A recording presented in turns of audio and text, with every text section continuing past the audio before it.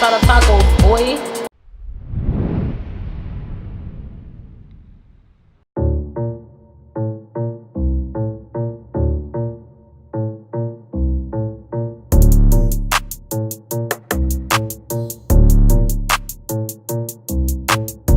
What up, y'all? It's your girl Chefshay back with another episode. One of the things I promised, we're gonna do carne asada tacos today. I'm gonna try not to say okay 1,000 times like the last video. Okay.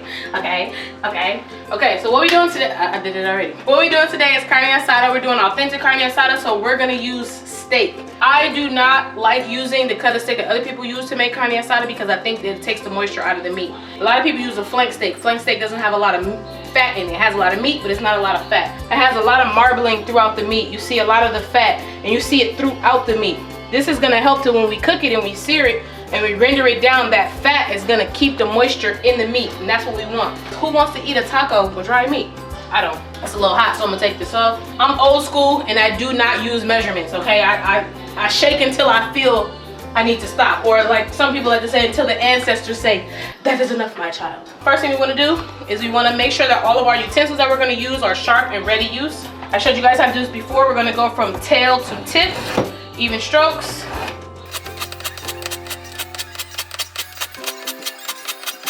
Okay. Yes. So I'm gonna hit it one more time with the steel just to make sure it's as sharp as I want it to be. Next thing we're gonna do, I'm gonna wash my hands. Can't tell I have my nails did. So I'm gonna be wearing gloves dealing with this raw meat because I don't want it in my nails. I'm gonna glove up, cut into these packages of meat, and we're gonna start making the carne asada.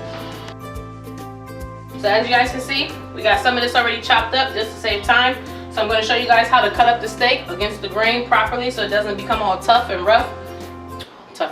For those of you that are not efficient with a knife and are afraid of cutting yourself, or you just suck with knives, kitchen shears as well. So one half I'm gonna show you kitchen shears, the other half I'm gonna show you with a knife. Obviously you always wanna have the monkey paw when you're cutting so you don't cut yourself. If this knife can cut this meat this well, this is how well this knife can cut you. So keep that in mind. Your fingers back, even strokes, I said even slopes, because that's a word. So now, after we've got the strips, we're gonna do cubes. We're gonna gather the meat together and we're just gonna go across, do nice little cubes. I wish I could give you measurements, but I ain't that efficient, so just bear with me. So now we're gonna do it with the kitchen shears. These are very sharp. It is a little quicker with the knife.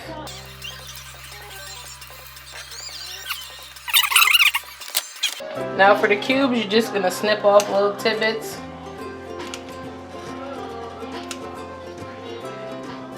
This obviously takes longer because it is taking longer.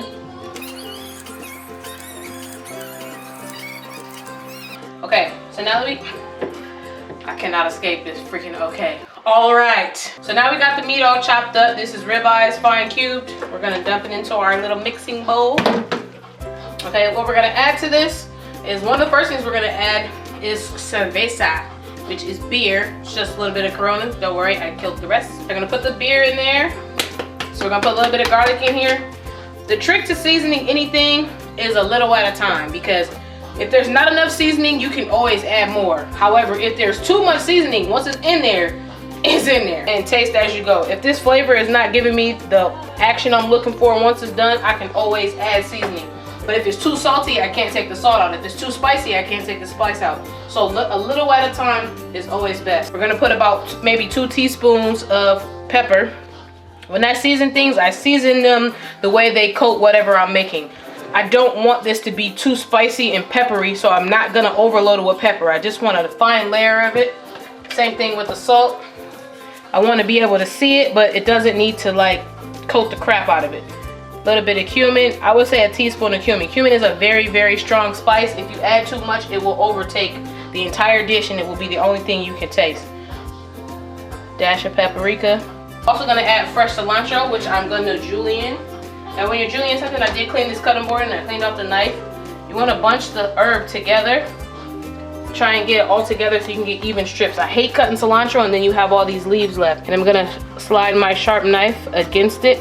I'm gonna use my fingertips as a guide. I'm gonna try not to cut my gloves because no one wants to eat latex. All right, if you don't cut them all perfect, it's fine. It's just for marinating the actual meat in the first place. Next thing we're gonna add is we're gonna add the juice of half of an orange. Fun fact I learned today about oranges is that after you eat the orange, if you save the skin and you rub it on your teeth, it'll erase white marks and it'll whiten your teeth. Not erase white marks, but it'll erase marks on your teeth and whiten your teeth. I think that's pretty cool. I didn't know that before today. We got half of an orange. We're gonna squeeze that entire thing in there.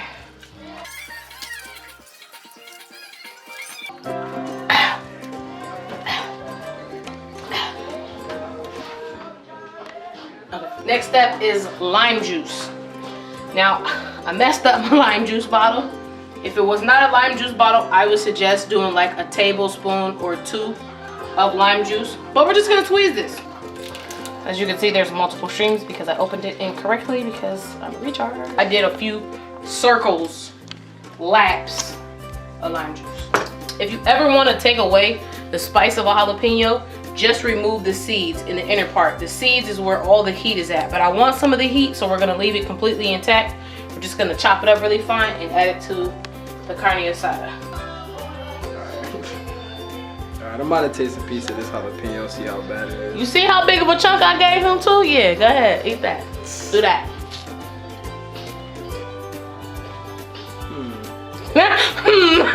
Right.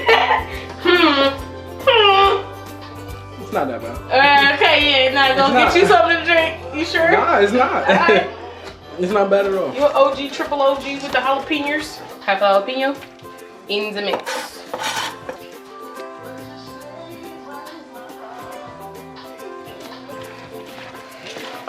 I feel like I need more seasoning on this.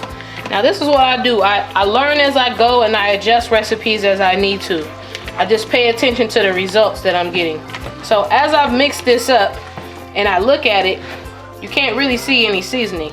I see a little bit of pepper. I don't really see any paprika. I don't see any cumin. I don't see any salt. Obviously the salt is going to dissolve because there's liquid in it and so are the other seasonings. But you still want to make sure that when you look at the meat, that it looks like it's seasoned. Also, if you don't know how it tastes, you got to remember that your sense of smell is connected to your taste buds. So sometimes you can get a feel for how something tastes by the way it smells. So, I mean, I'm not going to put my nose all in it, but the flavor smells balanced. It smells like it's going to taste good once I start to cook it off and this fat starts to render and it's just... Shout out to all the homies in Vegas that know that Roberto's... Can I say that? Can I talk about... I don't care. That know that the late night spot is Roberto's. So I'm talking about carne asada tacos, carne asada fries, carne asada nachos. You want something to eat in Vegas in the middle of the night?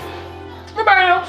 Now we got the meat all mixed up. We're gonna let it marinate and I'm gonna show you guys how to make pico and guacamole. Are you gonna Okay, we're gonna make guacamole and we're gonna make pico. These are most common condiments that go on tacos. Auntie, I got you. You know what I'm talking about, but I got you. First thing that a guacamole needs is avocado. So I buy these huge avocados. This saves me from having to buy multiple avocados. If you're only serving 3 to 4 people, you're not gonna need that much guacamole. It does go bad very fast. As soon as the air hits this green, it'll start to turn it brown. And if you make guacamole and you don't cover it properly, you don't put enough acidity in it, it will turn brown. It will discourage you from wanting to eat it. To cut open the avocado, I always start at the top. And I don't necessarily turn the knife, but I turn the avocado on the knife, okay? I keep the knife on the seed that is in the middle, okay? That way I'm not cutting myself or cutting through the avocado. That's a good avocado. You don't see very little brown. It's nice and bright green around the edges. There's no brown spots. It's very colorful. That is a huge core. Saw that? I just on top of the core and just twist it a little bit, comes right out. I would never suggest cutting into your hand with anything, but you know, I know when to stop. I'm cutting into the core and I can feel the skin on the back, so I know not to push through that. Made it into nice little cubes. Do the same thing with the other side. I'm not applying a lot of pressure because I don't want the knife to go through the skin and possibly cut myself. I'm gonna empty all of this avocado into the blender.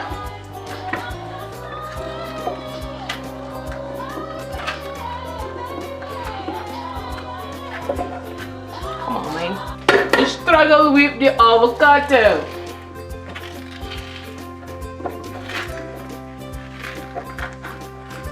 Come on, man. Come on, man. I need all my money's worth, you know what I'm saying? All my money's worth. I'm gonna scrape this avocado. Now that we have all of the avocado inside, we're also gonna go a half of a jalapeno that I almost dropped on the floor.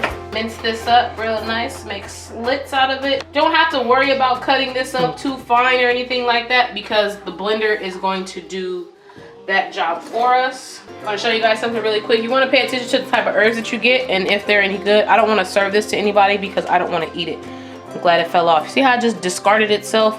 This is a good leaf though. That's a perfect leaf. There's no brown spots on it. It's not turning black. It looks good. We're gonna do half of aroma tomato. Now for the onion, I'm gonna show you guys how you want to cut an onion. Okay, you want to leave this tail piece on and you want to cut the tip off. Leave the tail on. I'm going to show you why. Remove the skin, that first little layer right there, a little waxy looking stuff. We don't want that. I'm going to cut a small slit at the very top. We're going to go all the way to the back with that slit. Okay, see it has a little, hello there. Another slit like that right under it. We're going to do another one under that one. And you're going to continue this until you get to the very bottom of the onion. You don't want to have a very small sliver, but you want to kind of have pieces that are somewhat similar in size, okay? Now I'm going to go this way and make strips through the onion, but this piece being on there is keeping the onion together so it's not sliding around and it's not falling apart.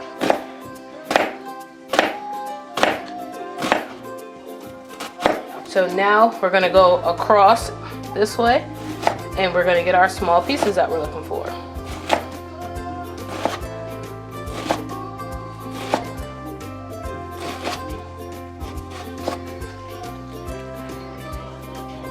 All the pieces are relatively the same size. So what you got right here is a nice small dice. We're gonna add, I would say, about a half of teaspoon of garlic.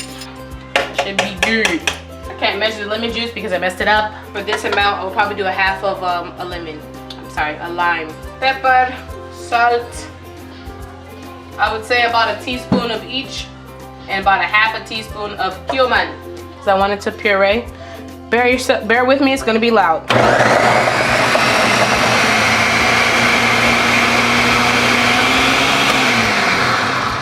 Push it down on the sides and make sure it gets all incorporated.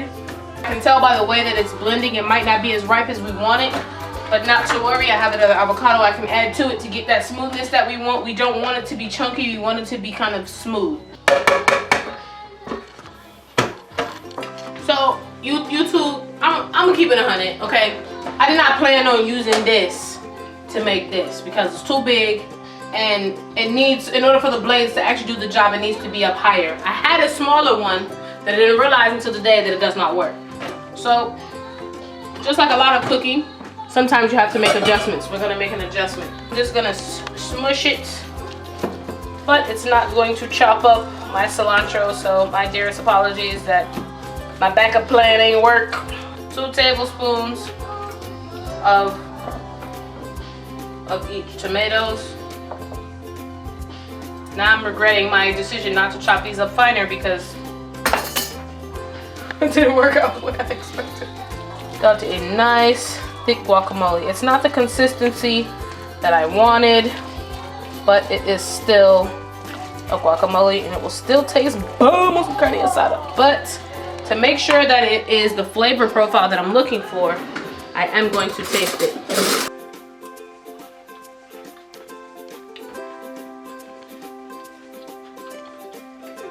Need a little bit more salt. Guacamole. It does not look the way I wanted it to look.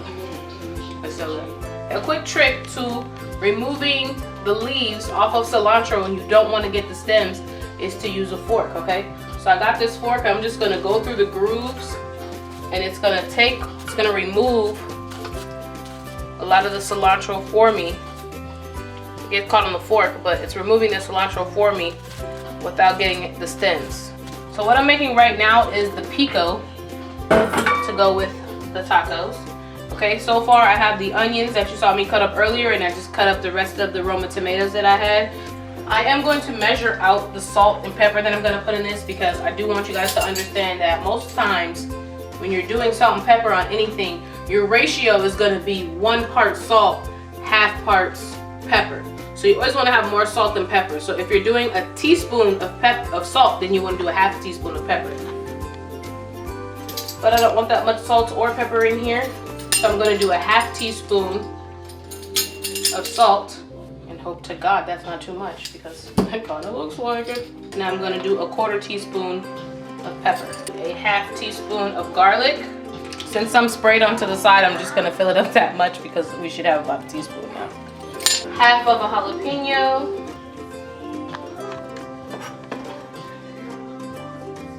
I'm not going to put all that jalapeno in there because it looks like it's a lot. Now we're going to do the hand twist and toss it all up. Make it look like pico de gallo. Make sure we got all the ingredients in it. That's a nice, that's a little too much onion. All right. That's some good pico.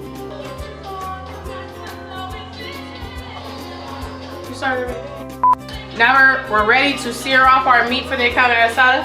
What we don't want to do is we do not want to overcrowd the pan, because we want the meat to sear. If we put too much meat in here, the moisture and the liquid that is marinating in the meat will start to come out, and it will start to stew the meat instead of searing it. We do not want that. All right, so I got olive oil right here. We don't need a lot because there's a lot of fat in the meat already, but we want enough to where it doesn't stick to the pan. So I would say about a teaspoon to a tablespoon, which is a big damn jump, but you get the picture. Now, a good way to tell that your pan is ready and that the oil is ready for you to put something in the pot to sear it is that you start to get a little bit of smoke off of the oil. Not a lot of smoke. A little. A little. If it starts smoking too much, you run the potential of burning it. I would definitely put an exhaust on if you have one, because mine's is a little, you know. So another indication that you can tell when your pan with the oil is ready is that your oil is going to be a lot thinner. Okay? See how much thinner it is? It's not thick. That's because it's nice and heated. Same thing with this pan over here. I know you're probably looking at my pan like, dang, that pan is dark. It's because it gets used. Anybody want to hook me up with a sponsorship for some pots and pans? Let me know. Other than that, mind your business. Anyway, so like I said, we don't want to overcrowd the pan. We just want to put enough for the meat to sear. So the temp I'm looking for on this steak, I don't want it well done. Tip really quick. You should never eat a well done steak. I know a lot of people like to eat steak well done. It's bad for your intestines. If your mouth can't chew it, how do you think your intestines are doing with digesting it? You technically should eat steak anywhere from medium to mid-well. That's the perfect temp to eat steak. So I'm going to try and get these to medium rare, because once they sit in this bowl and the heat is still cooking, it's such thing as carryover cooking. They're going to continue to cook. So if I take them out at medium rare and I put them in this bowl, by the time I'm ready to serve them, it'll be a perfect medium. We want it to sear on all sides, not just one side. And get fancy with it. And, you know, look at the wrist. Look at the flick of the wrist. Okay, this pan obviously isn't as hot, so that one may take a little longer. Smells good, don't it? I got a nice caramelization on it, as you can see. The nice sear on it, okay? I don't want it seared on all sides. The pieces are small, and I don't want to overcook the meat and make it tough. So the next step to our carne asada making is just heating up our tortilla shells. I like to use white corn tortillas, or they can be yellow corn tortillas. I always do corn. It's more authentic, it's healthier. The flour, I don't mess with flour tortillas, okay? Wheat corn tortillas over here. Flip them over. I would say about 30 seconds each side, just to let the heat get through. You can see it's starting to make a little marks on them. We don't want them to stiffen. We still want them to be loose and pliable. If you want to do it faster and you don't want to use this technique, you can also get a sheet tray, a cookie sheet, however you want to call it, and you can put multiple on there and just put it in the oven. Or if you want, you can throw this whole entire pack. If you got a lot of people to feed and you don't have time to do it individually like I'm doing right here, you can take the little zip tie off of it, because it's metal and we don't put metal in the microwave. You can take this whole pack and put it in the microwave for about 30 seconds to a minute.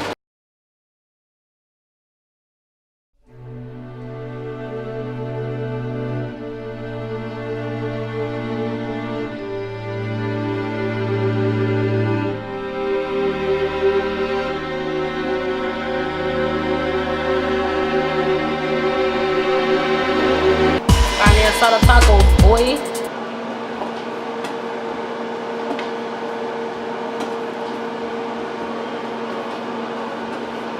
I need this sauce. This concludes another episode. I hope y'all enjoyed it. I hope you learned something. Please like, share, and subscribe. Let me know what you thought. If you think I suck, tell me I suck. I won't believe you, but you can tell me. Try and make carne asada tacos on your own. Feel free to look up recipes. Once again, it's your girl Chef Shay, and we out.